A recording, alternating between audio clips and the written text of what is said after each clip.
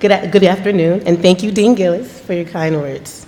To President DeGioia, distinguished guests, faculty, and my fellow students, I am honored to be speaking as a student representative of the main campus undergraduate program. During my sophomore year, I mentored a young girl named Jessica, a senior at the Duke Ellington School for the Arts, a high school a few blocks from Georgetown's campus. She was an extremely beautiful and courageously tough young girl.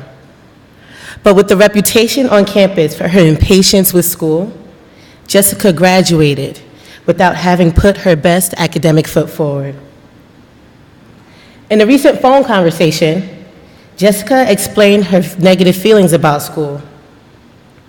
I don't know how they expected me to sit down and read a book when my mom couldn't pay the light bill. Reading is not going to immediately help me make things better. Life had exposed Jessica to too much misfortune, where imagination and dreaming was a privilege, and academics, a waste of time. Poverty for her was real, and was something she felt her teachers did not understand, with their silly urgings for completed homework or punctual class attendance. Realistically, I cannot blame Jessica. Time for her meant the difference between finding money for electricity or sleeping in the cold of winter.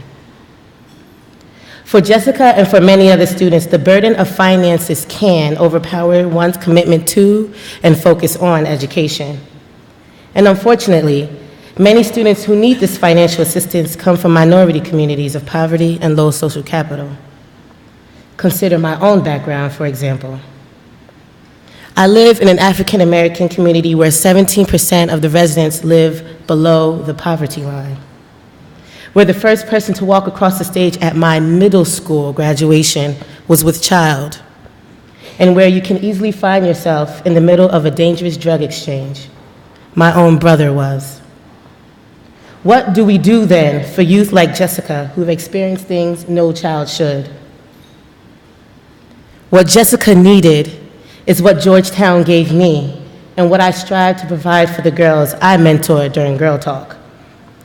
By way of the Charles E. and Margaret C. Long GU Scholarship, Georgetown has helped to give me an opportunity to experience and live the beauty of dreaming, to acquire the knowledge and skills unavailable to those lost in the depth of inner city life, burdened with financial nightmares. With my Georgetown education, I am free. Free to explore, free to contemplate, free to experience, and most importantly, free to fail. For example, last year, while studying abroad at the London School of Economics, I was simultaneously pursuing a Truman Scholarship. The U.S. selects 50 Truman Scholars on the basis of academics and public service to function as the nation's memorial to President Truman. I had gotten to the final round of this prestigious and demanding competition. Abandoning all other activities while in London, I focused all my energy towards my application. In fact, I never worked so hard on anything in my life. My essays were the best I've ever composed, and I had the strong endorsement of Georgetown. Flying into Pennsylvania from London, I arrived on a mission to succeed.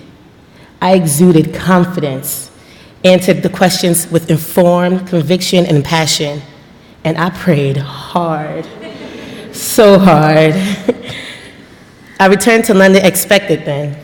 In a couple of days, I believed I would be named a Truman Scholar.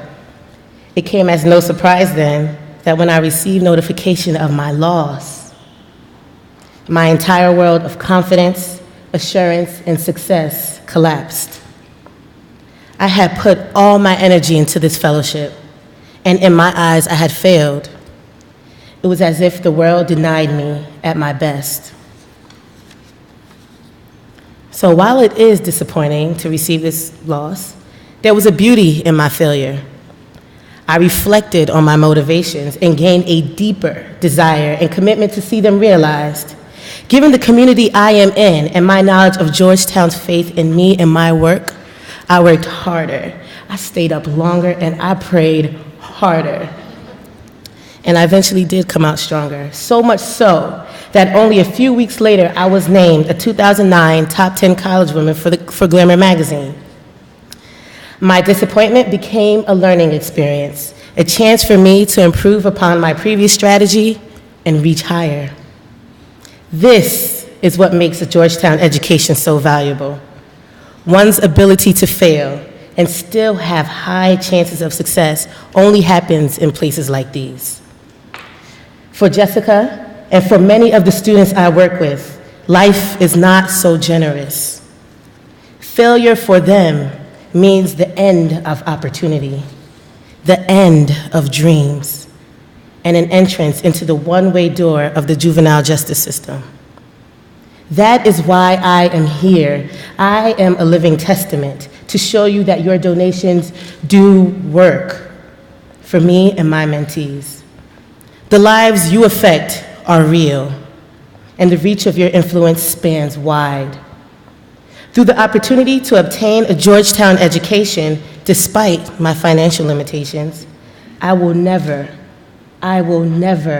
walk a tightrope in this life because of you.